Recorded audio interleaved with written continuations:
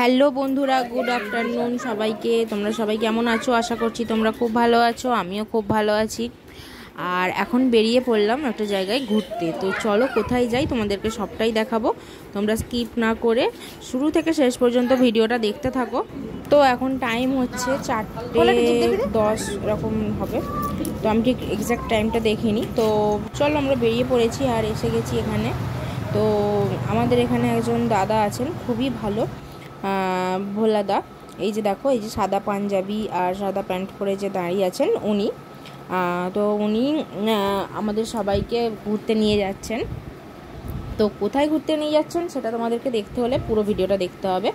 তো চলো এখন আমরা টোটোয় উঠে পড়েছি, আর আমরা যেহেতু সবাই যাচ্ছি সেই জন্য আমরা টোটোয় উঠে পড়লাম। আর দাদা ওদিকে সবাইকে বাসে করে নিয়ে যাবে। তো আমরা এসে গেছি এখানে দাসনগরে। এখান থেকে ট্রেন ধরে আমরা যাব সাঁতরাগাছি। তো এখন আমরা এখানে একটুখানি দাঁড়িয়ে থাকবো, কারণ দাদাদের জন্য অপেক্ষা করব, দাদারা আসবেন, তারপর আমরা যাব। তো দাদারা এসে গেছেন, অনেকক্ষণ দাঁড়িয়ে থাকার পর, অনেকক্ষণ না, বেশ 5-10 মিনিট এরকম হবে। তো তারপর দাদা ওখানে টিকিট কাটছিলেন, এখানে দেখো ট্রেনও এসে গেল।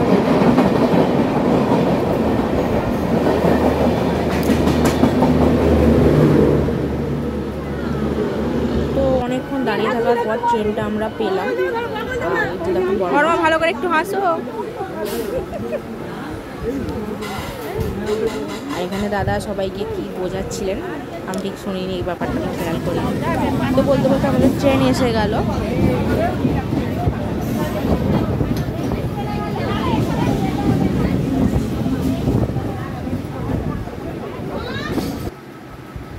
তো আমরা ট্রেনে করে এখন যাচ্ছি সাঁতরাগাছিতে। সাঁতরাগাছি স্টেশনের ওপরেই একটা মন্দির আছে, আর এটা হচ্ছে দেখো সাঁতরাগাছি ব্রিজ। ওই মন্দিরটা মানে ওটা শিবের মন্দির আছে, তো ওইখানেই আজকে আমরা ঘুরতে যাচ্ছি। তো দাদা এরকম মাঝে মাঝে ট্যুর সবার জন্যই করে, খুবই ভালো দাদা আমাদের এখানে আছেন। তো আমরা কি বলবো, মানে নিজেদেরকে আমরা ধন্য মনে করি যে এরকম একটা দাদা পেয়েছি, মানে দরকারে বিপদে আপদে সব সময় দাদাকে পাই। দাদাকে ফোন করলে দাদা সব রকম ব্যবস্থা করে দেয়। আর দেখো সাঁতরাগাছি জংশনে এসে গেলাম। তো এখান থেকে বেশ কিছুটা হাঁটলেই মন্দিরটা। আর এই যে দেখো ফোগলা এখন পাঁপড় খাচ্ছিল।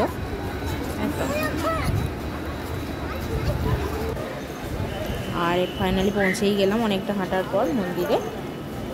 তো এইখানটা হচ্ছে মানে মানসিক করে সবাই, এখানটা হচ্ছে মানসিকের মানে বাঁধা আছে সুতো। আর এই দেখো মন্দিরটাও খুব সুন্দর, মন্দিরের ভেতরটাও খুব সুন্দর।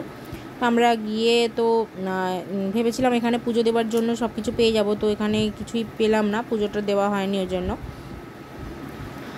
আর ওই জন্য ঠাকুর দর্শন করে এলাম, ঠাকুর প্রণাম করলাম, প্রসাদ খেলাম, খেয়ে তারপরে বাড়ি চলে এলাম।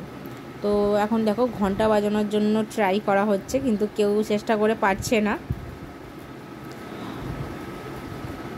অনেক কষ্টে। আবার ঠাকুমার চেষ্টা করছে এখন।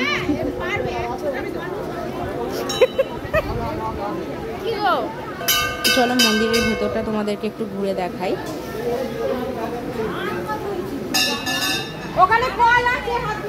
যে দাদা ভগবান দর্শন করে আসছেন।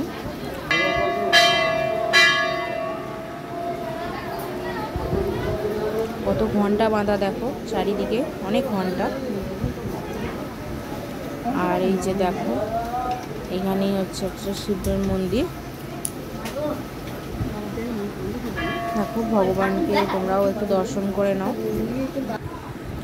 আর বেরোনোর পথে দেখলাম এখানে আছেন হনুমানজি, আর এখানে আছেন শিবের কিছু অংশ। তো দেখো মা আসছে, কাকিমারা সব ঢুকছেন। আর এটা হচ্ছে মন্দিরের উপরে এই শিবের মূর্তিটা বসানো আছে। আর আমরা ঘুরতে ঘুরতে মানে বসেই ছিলাম অনেকক্ষণ, তারপর সন্ধে হয়ে গেল। আসলে অনেকটা দেরি করেই বেরোনো হয়েছে সবার টাইম অনুযায়ী। তো চলো এবার বাড়ি ফেরার পালা। তো দেখো কত অন্ধকার হয়ে গেছে, আর দেখো এবার এইখান দিয়ে হাঁটতে হাঁটতে এবার অনেকটা যেতে হবে।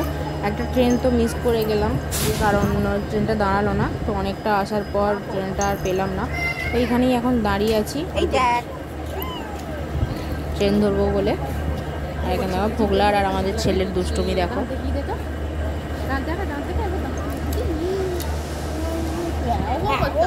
করতে হবে।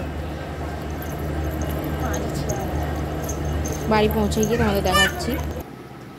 তো দেখো বাড়ি এসে গেছি আর প্রচণ্ড পরিমাণে খিদে পেয়ে গেছে। জামা কাপড় ছেড়ে হাত পা ধুয়ে আর এই যে দেখো ঋতুর পরোটা করলো, পরোটা ঘুগনিটা করে রেখে গিয়েছিল। তো চলো এই খাওয়া দাওয়া হচ্ছে। আর আজকের ভিডিওটা এই পর্যন্তই। ভালো লাগলে অবশ্যই আমার চ্যানেলটিকে ফলো করে দিও। টাটা।